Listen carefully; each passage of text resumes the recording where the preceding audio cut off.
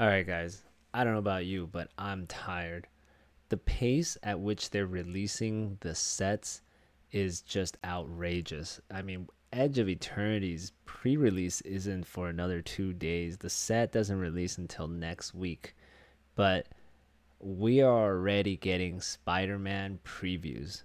Don't get me wrong, I like this universe beyond stuff. I think it's cool. I think it's fun. I like Spider Man.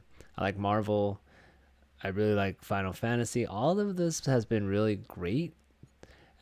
Even the sets that we got this year, even Aether Drift, it was fun to draft, and it's okay. But my biggest gripe with all of this is just too much product, too fast. I know a lot of people share the same sentiment. We don't even get any time to breathe. We don't get time to enjoy the sets. There isn't enough time to even draft the sets, even on Magic Arena, you know, before the next one comes. And while all of this is going on, they're already previewing cards for the following set and the next one and the next one. And it's too much. I think they should slow down the pace of previews and the pace of releases by at least 1 week, preferably 2 weeks. It's just getting too much. So hope you're not hope you're all not too settled in for Edge of Eternities, because we need to start talking about Spider-Man, which I think it releases at the end of September. So it's basically releasing in 2 months from now, from Edge of Eternity's pre-release. And then don't get too comfortable with Spider-Man, because Avatar is coming out probably about 2 months after Spider-Man's pre-release. So that's just what it is. It's too many sets in 1 year. Maybe if we removed one set, it would be a little better and we would have some time to breathe. Our wallets would certainly thank us. My head hurts because we need to remember, just all these cards that are coming in to our brain. And again, remember, these Spider-Man cards are not going to be available on Magic Arena. They're going to have a totally different set of cards. They're all going to do the same thing, but the names and the art, it's all going to be different. So good luck if you're trying to compete in both Magic Arena and in paper, because you basically have to memorize 2 sets of artwork and names for all of this. Well, let's take a look at what Spider-Man cards were revealed today. There were a couple of them. All right, so the first one we have is Peter Parker. It's 2 mana. It's a white card on one side. So this is a transform card. So it's a 2 mana, 0/1 legendary creature, human scientist hero. It's a mythic. And when it ETBs, you get a 2/1 green spider token with reach. And then it has a transform cost that you can activate as a sorcery. It's Bant colors plus 1 colorless, so 4 to transform him, and it becomes the Amazing Spider-Man, which is a 4/4 vigilance reach. And then each legendary spell you cast that's 1 or more colors has web slinging for 1 green, 1 white, and 1 blue, which is Bant. And you may web slinging is you may cast a spell for its web slinging cost if you also return a tapped creature you control to its owner's hand. So that's really interesting. It seems to me like it's not that big of a shortcut to cast these legendary spells. I mean, you could cast any legendary spell, which is pretty cool. So you would attack, and it doesn't say if that this has to be activated as a sorcery. So I'm guessing you would attack, and then if they block, right? So if they don't block, you deal the damage, and then you can do the web slinging.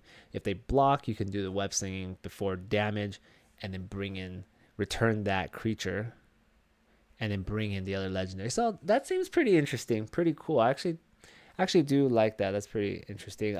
One thing to note on this Spider-Man card is that you can actually cast the Peter Parker side for 2, or you can just straight up cast the Amazing Spider-Man side for 4 if you have the mana. So that's a very flexible card. I'm not sure how good it is, but I can see this being, you might want it. You probably want it in like your commander, legendary creature commander decks. These are the special arts here. I don't know what they're calling this, but it's like the comic book art. So I think this is pretty cool.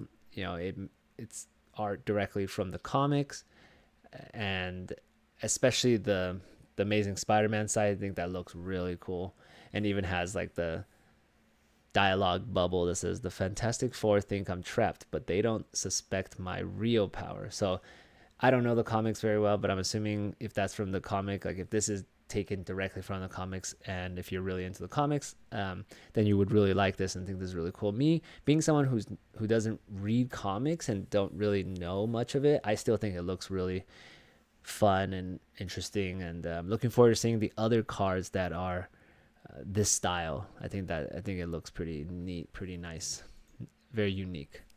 So we have an uncommon here, Spider-Man Noir. So I'm not really that big into Spider-Man, so I'm not familiar with all of the different versions or variations of Spider-Man across the different multiverses. But this is pretty cool. I like that it's called Spider-Man Noir, and then it's like a Spider-Man from like the film noir genre. It's pretty cool. I like the art. 5 mana, legendary creature, spider human hero. So a lot of heroes. 4/4 menace, and whenever a creature you control attacks alone, put a +1/+1 counter on it, then surveil X, where X is the number of counters on it. So we might be getting some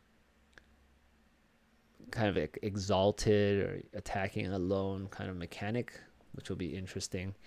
This is pretty funny. It's Spider Ham Peter Porker. It's like I don't know. This is like actually in Spider-Man canon lore, right? This is an actual thing. So 2 mana spider boar hero, legendary, 2/2. When it enters, create a food token, and then it has animal mayhem. Other spiders, boars, bats, bears, birds, cats, dogs, frogs, jackals, lizard, mice, otters, rabbits, raccoon, rats, squirrels, turtles, and wolves you control get +1/+1. So this is like everything from Bloomborough, right? And more. So they all get buffed. I don't know. We'll have to see how relevant that is. All right, Spider-Man 2099. This is a rare. This is blue and red. Legendary creature, spider human hero. From the future, you can't cast Spider-Man 2099 during your first, second, or third turns of the game. So you can only cast it turn 4 or more. That's pretty late. It has double strike and vigilance. At the beginning of your end step, if you played a land or cast a spell this turn from anywhere other than your hand, it deals damage equal to its power to any target. So let's say you cast it on turn 4, then you play a land or you cast something else later on from anywhere else. So it's probably gonna be from exile, and then it deals 2 damage.